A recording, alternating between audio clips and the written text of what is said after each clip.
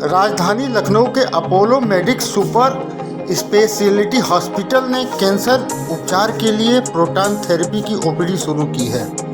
उत्तर प्रदेश, बिहार और झारखंड में प्रोटॉन विकिरण कैंसर थेरेपी स्क्रीनिंग के लिए यह पहला केंद्र बन गया है। अपोलो हॉस्पिटल में प्रेस कॉन्फ्रेंस के दौरान इन लोगों ने जानकारी साझा की। आइए सुनते हैं क्या कहा। प्रोटॉन थेरेपी एक नया शब्द है, किस तरीके की है ये प्रोटॉन थेरेपी और किस तरीके से इसका उपचार किया जाता है?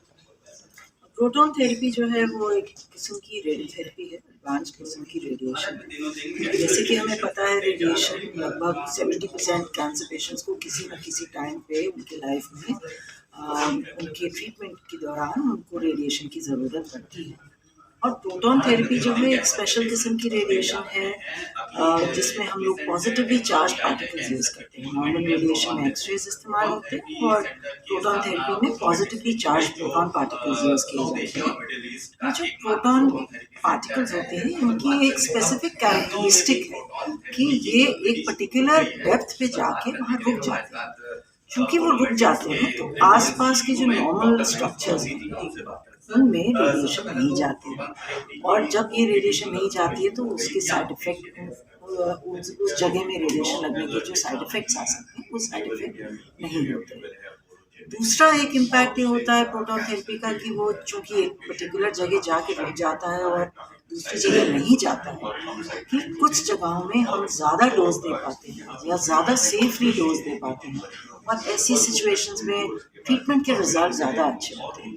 जैसे कि स्कल बेस के कैंसर हैं, अभी रिसेंटली कुछ रिपोर्ट्स आई हैं जिसमें ये पता चला है कि हेड नेक के कैंसर जो होते हैं यानी कि मुंह का कैंसर, टॉन्सिल का कैंसर, इन सब जगहों में भी जब हम प्रोटॉन थेरेपी इस्तेमाल करते हैं तो उनके रिजल्ट ज़्यादा अच्छे होते हैं। कुछ और इंडिकेशंस हैं जैसे कि लिवर कैंसर, इसमें भी प्रोटॉन थेरेपी के रिजल्ट जो है वो आम रेडिएशन से ज़्यादा अच्छे होते हैं। सर मैम, आप head neck and breast specialist हैं, क्या सलाह देना चाहती हैं जो मरीज नए आ रहे हैं उनके लिए क्या नई सलाह होगी? कैसे पता किया जा सकता है कि मतलब हमको कैंसर की शुरुआत हो चुकी है? मैम, इसी में एक सवाल और जोड़ लीजिए कि अपोलो में जिस तरह से ओपीडी शुरू हुई तो किस तरीके से यहाँ स्क्रीनिंग होगी, फिर मरीज कहाँ जाएंगे और किस तरीके से ट्रीटमेंट होगा? देखिए, सबसे पहली बात तो ये है कैंसर के बारे में जान पहचान जानना या जागरूक होना, ये तो सब लोगों के लिए बहुत एसेंशियल है। तो कोई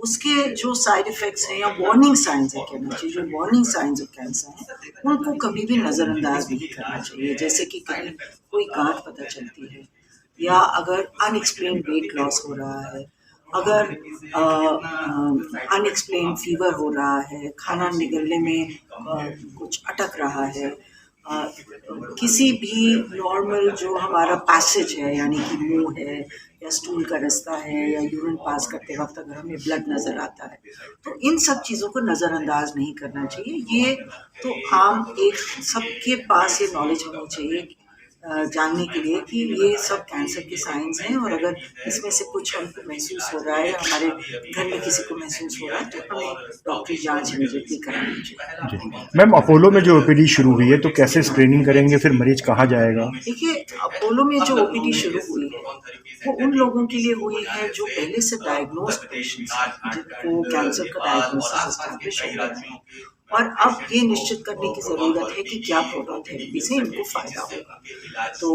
अगर ऐसा पेशेंट महसूस करते हैं कि वो राय लेना चाहते हैं या उनके ऑन्कोलॉजिस्ट, उनके कैंसर स्पेशलिस्ट ये फील करते हैं कि उसमें प्रोटॉन थेरेपी का रोल है, उस सिचुएशन में पेशेंट हमारे पास आएंगे और हम उनको गाइड कर पाएंगे। Thank you madam. जी, तो खर्चा लगभग कितना आएगा?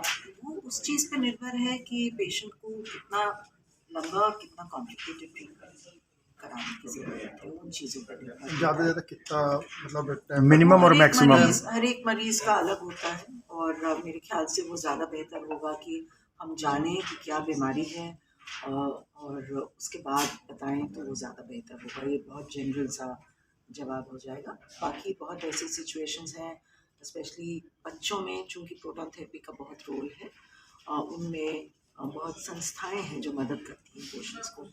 अगर वो खुद ना इतने नहीं अफोर्ड कर सकते या तो उसमें डेफिनेटली हॉस्पिटल की तरफ से भी और कुछ संस्थाओं की तरफ से भी मदद होती है। है कि